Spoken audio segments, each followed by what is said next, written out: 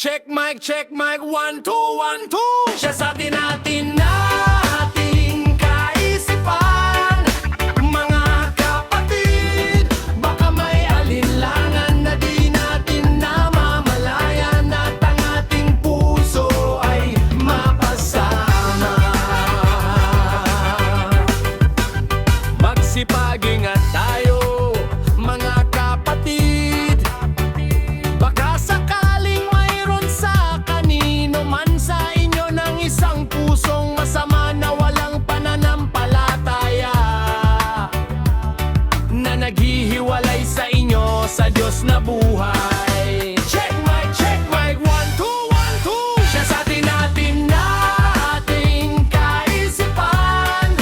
Mga kapatid, baka may alinlangan na di natin namamalayan at ang ating puso ay mapasama.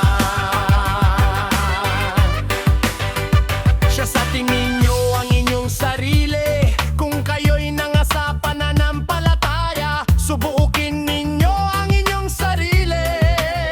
Hindi ba ganinyo nalalaman sa ganang inyong sarili na si Jesucristo ay nasa inyo? Maliban na nga kung kayo'y itinakuwil na. Check mic, 2, 2. Siya sa atin ng ating kaisipan. Mga kapatid, baka may alinlangan na di natin namamalayan at ang ating puso ay mapasama.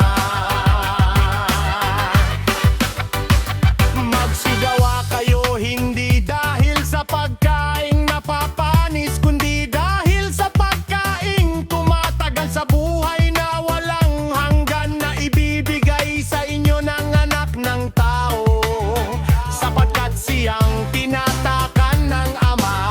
Sa makatuwid bagay ang Diyos, sapagkat tayo ay mga kamanggagawa ng Diyos. Diyo ang bukid ng Diyos, ang gusali ng Diyos. Check mic, 1, 2, 1, 2. Siya sa atin nating kaisipan.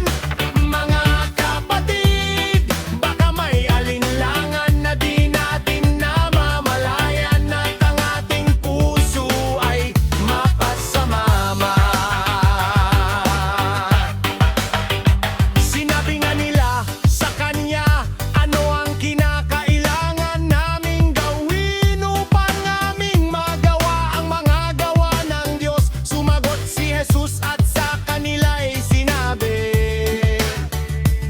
ito ang gawa ng Diyos, na inyong sampalatayanan yaong kaniyang sinugo.